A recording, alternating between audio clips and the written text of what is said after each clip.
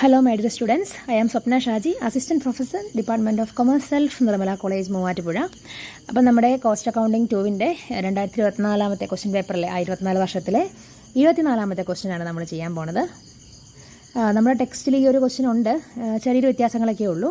Due to industrial depression a plant is running at present 50% of its capacity. The following details are available. അപ്പോൾ ഒരു company ഇപ്പം അല്ലെങ്കിൽ ഒരു plant 50% കപ്പാസിറ്റിയിലാണ് run ചെയ്യുന്നത്. Direct material 2, direct labour 1, variable overhead 3, fixed overhead 2, അങ്ങനെ total cost 8. നിലവിൽ production 20,000 യൂണിറ്റാണ്. Total cost of production 1,60,000, sales 1,40,000 ആണ്. നിലവിൽ അവർക്ക് 20,000 രൂപ നഷ്ടമാണ്. An exporter offer to buy 5,000 units per month at rupees 6.5 per unit, and the company hesitate to accept the offer for fear of increasing its already operating loss. അപ്പോൾ 5,000 യൂണിറ്റ്സിനും കൂടെ ഒരു എക്സ്പോർട്ടറുടെ കയ്യിൽ നിന്ന് ഓർഡർ കിട്ടി. 6 രൂപ 50 പൈസയാണ് യൂണിറ്റ് കോസ്റ്റ്. പക്ഷേ അവരിത് അക്സെപ്റ്റ് ചെയ്യാനായിട്ട് മടിച്ചു, ഓൾറെഡി നഷ്ടത്തിലായതുകൊണ്ട്. Advise whether the company should accept or decline this offer. നമുക്ക് ആൻസറിലേക്ക് വരാം. വളരെ സിമ്പിൾ ക്വസ്റ്റ്യൻ ആണ്. മാർജിനൽ കോസ്റ്റ് സ്റ്റേറ്റ്മെൻറ്റ് വരയ്ക്കുന്നു. ഒരു പർട്ടിക്കുലർ കോളം എക്സിസ്റ്റിംഗ് പൊസിഷൻ, അതായത് 20,000 യൂണിറ്റ്സ്. എക്സ്പോർട്ട് ഓഫർ ഇപ്പോൾ പറഞ്ഞേക്കുന്ന 5,000 യൂണിറ്റ്സ്, അങ്ങനെ ടോട്ടൽ 25,000 യൂണിറ്റ്. സെയിൽസ് 20,000 യൂണിറ്റിന് നമുക്ക് ക്വസ്റ്റിനിൽ തന്നിട്ടുണ്ട് 1,40,000. 5,000 യൂണിറ്റ്സിൻ്റെ കോസ്റ്റ് അവർ പറഞ്ഞേക്കുന്നത്, സെല്ലിംഗ് പ്രൈസ് എന്ന് പറയുന്നത് 6 രൂപ 50 പൈസയാണ്. അപ്പോൾ 5,000 ഇൻറ്റു 6.5 32,500, അങ്ങനെ മൊത്തം 1,72,500. ഡയറക്റ്റ് മെറ്റീരിയൽ നമുക്ക് ക്വസ്റ്റ്യനിൽ അവർ തന്നേക്കുന്നത് ഡയറക്റ്റ് മെറ്റീരിയൽ ചാർജ് എന്ന് പറയുന്നത് 2 രൂപ, ഡയറക്റ്റ് ലേബർ 1, വേരിയബിൾ ഓവർഹെഡ് 3 ആണ്. അപ്പോൾ നമ്മുടെ യൂണിറ്റ് വെച്ച് മൾട്ടിപ്ലൈ ചെയ്താൽ മതി. 20,000 ഇൻറ്റു 2 40,000. ഡയറക്റ്റ് ലേബർ എന്ന് പറയുമ്പോൾ 20,000 ഇൻറ്റു 1 20,000. Variable overhead 20,000 into 3 60,000. ഇവിടെ അങ്ങനെ തന്നെ 5,000 ഇൻറ്റു 2 10,000, 5,000 ഇൻറ്റു 1 5,000, 5,000 ഇൻറ്റു 3 15,000. ഇത് കൂട്ടി നമ്മൾ ഇങ്ങോട്ട് എഴുതുന്നു. 50,000 25,000 75,000. ദെൻ സെയിൽസിൽ നിന്ന് കുറയ്ക്കുന്നു. അപ്പോൾ നമ്മുടെ കോൺട്രിബ്യൂഷൻ ഇവിടെ 20,000, ഇവിടെ 2,500, അങ്ങനെ മൊത്തം 22,500. ഫിക്സഡ് ഓവർഹെഡ് ക്വസ്റ്റ്യനിലുണ്ട്. ഫിക്സഡ് ഓവർഹെഡ് ഒരിക്കൽ മാത്രമേ വരുള്ളൂ. അഡീഷണൽ ആയിട്ട് പ്രൊഡ്യൂസ് ചെയ്തു എന്ന് കരുതിയാലും ഫിക്സഡ് ഓവർഹെഡ് കൂടെ തന്നുമില്ല. അപ്പോൾ എക്സിസ്റ്റിങ്ങിൽ മാത്രം കാണിച്ചാൽ മതി. 20,000 നിന്ന് 40,000 പോയാൽ നമ്മുടെ നഷ്ടം 20,000. പക്ഷേ ഇവിടെ നമുക്ക് എക്സ്പെൻസ് ഇല്ലാത്തത് കൊണ്ട് 2,500 രൂപ ലാഭം. അങ്ങനെ നെറ്റ് എഫക്റ്റ് വരുമ്പം 17,500 രൂപയായി നമ്മുടെ നഷ്ടം. അതായത് 20,000 രൂപ നഷ്ടത്തിൽ കിടന്ന കമ്പനി ഈ ഓർഡർ അക്സെപ്റ്റ് ചെയ്യുവാണെങ്കിൽ 17,500 എന്ന രീതിക്ക് ആ നഷ്ടം എത്തിക്കാനായിട്ട് സാധിക്കും, അല്ലേ? അപ്പോൾ 2,500 രൂപ നഷ്ടം കുറയ്ക്കാൻ സാധിക്കും. അതുകൊണ്ട് തന്നെ ഓർഡർ അക്സെപ്റ്റ് ചെയ്യാം എന്നുള്ളതാണ് നമ്മുടെ കൺക്ലൂഷൻ. അപ്പോൾ അത്രയുള്ള ആ ക്വസ്റ്റ്യൻ. നമുക്ക് ലാസ്റ്റ് ക്വസ്റ്റ്യനിലേക്ക് പോവാം. 25ാമത്തെ ക്വസ്റ്റ്യൻ. ഇതൊരു ബഡ്ജറ്റാണ്. Prepare a cash budget for the period from 2018 July to September from the given information.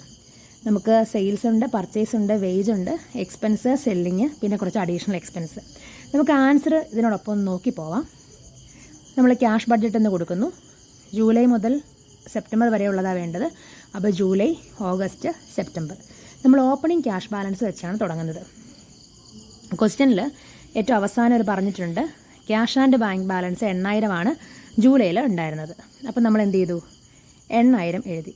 ഇതിൻ്റെ കൂടെ നമുക്ക് ക്യാഷ് സെയിൽസും കളക്ഷൻ ഫ്രം ഡെപ്റ്റേഴ്സുമാണ് ആഡ് ചെയ്യാനുള്ളത്. 20% of the total sales and 20% of the purchase are in terms of cash. സെയിൽസിൻ്റെ 20% cash സെയിലാണെന്നല്ലേ പറഞ്ഞേക്കുന്നത്. അപ്പോൾ നമ്മൾ സെയിൽസ് എടുക്കുക ജൂലൈയിൽ 1,80,000 ഇൻറ്റു 20%. ഇവിടെ 1,60,000 ഇൻറ്റു 20%, 1,85,000 ഇൻറ്റു 20%. അതാണ് ഈ എമൗണ്ട്. 36,000, 32,000, 37,000. ഇനി ഡെപ്റ്റേഴ്സിൻ്റെ കയ്യിൽ നിന്ന് പൈസ കിട്ടുന്നത് എപ്പോഴാണെന്ന് നോക്കിയേ. Time lag for making payment to creditor 2 മന്തും ഡെപ്റ്റർ 1 മന്തും. അതായത് ജൂലൈയിൽ സെയിൽസ് നടന്നാൽ ബാക്കി പൈസ ഓഗസ്റ്റ് കിട്ടും. അപ്പോൾ ജൂലൈയിൽ കിട്ടുന്ന ഏത് മാസത്തെ ആയിരിക്കും? ജൂണിൻ്റെ സെയിൽസിൻ്റെ ആയിരിക്കും, അല്ലേ? അപ്പോൾ 20% സെയിൽസ് ക്യാഷ് ആയിരുന്നെങ്കിൽ ബാക്കി 80% അല്ലേ ക്രെഡിറ്റ്. അപ്പോൾ 1,70,000 ഇൻറ്റു 80% വേണം ജൂലൈയിൽ എഴുതാൻ. 1,80,000 ഇൻറ്റു 80% ഓഗസ്റ്റിൽ, 1,60,000 ഇൻറ്റു 80% സെപ്റ്റംബറിൽ. ആ എമൗണ്ടാണ് 1,36,000, 1,44,000, 1,28,000. ക്വസ്റ്റ്യനിൽ ഓഗസ്റ്റിൽ ഒരു 7,500 രൂപ ഇൻട്രസ്റ്റ് കിട്ടിയ കാര്യം കൂടെ പറഞ്ഞിട്ടുണ്ട്. അപ്പോൾ അതുകൂടെ എഴുതുന്നു. നമ്മൾ ജൂലൈ മാത്രം ടോട്ടൽ ചെയ്യുന്നു 1,80,000. ഇനി ക്യാഷ് പർച്ചേസിൻ്റെ കാര്യം നോക്കാം. പേയ്മെൻറ്റ് കുറയ്ക്കണം നമുക്ക്. 20% പർച്ചേസും ക്യാഷ് പർച്ചേസാണെന്ന് പറഞ്ഞിട്ടുണ്ട്. അപ്പോൾ പർച്ചേസിൻ്റെ എമൗണ്ട് എടുക്കുക. 1,10,000 ഇൻറ്റു 20%, 1,20,000 ഇൻറ്റു 20%, 1,00,000 ഇൻറ്റു 20%. ആ എമൗണ്ടാണ് 20,000, 24,000, 20,000. ഇനി ക്രെഡിറ്റേഴ്സിന് 2 മന്ത് കഴിഞ്ഞാൽ കൊടുക്കണേ. അപ്പോൾ ജൂലൈയിൽ കൊടുക്കുന്ന എന്നത്തെ ആയിരിക്കും? മെയ്യിലെ ആയിരിക്കും.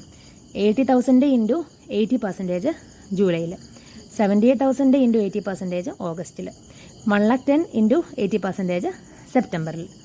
ആ എമൗണ്ടാണ് 64,000, 62,400, 88,000. ഇനി വേജിനെ കുറിച്ച് എന്നാ പറഞ്ഞേക്കണേ? Same month. അപ്പോൾ നമ്മൾ ഈ എമൗണ്ട് തന്നെ എടുത്ത് എഴുതിയാൽ മതി. 8,800, 9,000, 8,400.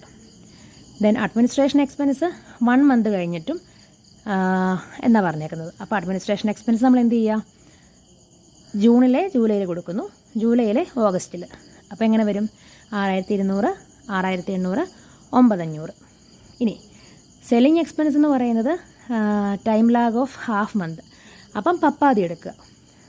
സെല്ലിംഗ് എക്സ്പെൻസ് എടുക്കുമ്പം ജൂണിൻ്റെ പകുതിയും ജൂലൈയുടെ പകുതിയും, ദെൻ ജൂലൈയുടെ പകുതിയും ഓഗസ്റ്റിൻ്റെ പകുതിയും, ഓഗസ്റ്റിൻ്റെ പകുതിയും സെപ്റ്റംബറിൻ്റെ പകുതിയും, അങ്ങനെ കൂട്ടിയെടുത്തേക്കുന്നതാണ് 4,400, 4,350, 4,800.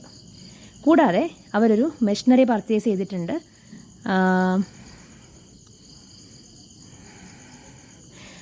Every month instalment of machinery purchase ചെയ്തേക്കുന്നത് 4,500. അപ്പോൾ എല്ലാ മാസവും 4,500 രൂപ ഇൻസ്റ്റാൾമെൻറ്റ് കൊടുക്കുക. പിന്നെ ഒരു ലോൺ റീപേ ചെയ്തിട്ടുണ്ട് 1,20,000, അത് നമ്മൾ കാണിക്കുന്നു. ദെൻ ആദ്യം നമ്മൾ ഈ കോളം ബാലൻസ് ചെയ്യുന്നു. ടോട്ടൽ റിസീപ്റ്റിൽ നിന്ന് ടോട്ടൽ പേയ്മെൻറ്റ് കുറയ്ക്കുമ്പം ക്ലോസിംഗ് ബാലൻസ് കിട്ടി 70,100. അതിവിടെ കൊണ്ട് എഴുതി വീണ്ടും ടോട്ടൽ ചെയ്യുന്നു. ടോട്ടൽ റിസീപ്റ്റ് ചെയ്യുന്ന പേയ്മെൻറ്റ് കുറയ്ക്കുമ്പോൾ നമുക്ക് വീണ്ടും കിട്ടി 22,550. അതിവിടെ കൊണ്ട് എഴുതി വീണ്ടും ടോട്ടൽ ചെയ്യുന്നു, ബാലൻസ് ചെയ്യുന്നു. ഇതാണ് ഇതിൻ്റെ പ്രൊസീജിയർ. നിങ്ങൾക്ക് മനസ്സിലായെന്ന് വിചാരിക്കുന്നു. എന്തെങ്കിലും കൺഫ്യൂഷൻ ഉണ്ടെങ്കിൽ വീഡിയോയ്ക്ക് താഴെ കമൻറ്റ് ചെയ്യുക. നമ്മൾ സ്കിപ്പ് ചെയ്തേക്കുന്ന 2 പ്രോബ്ലം 13ഉം 14ഉം നാളെ മോർണിംഗ് തന്നെ അപ്ലോഡ് ചെയ്യുന്നതാണ്. അപ്പോൾ കീപ് വാച്ചിങ്. താങ്ക്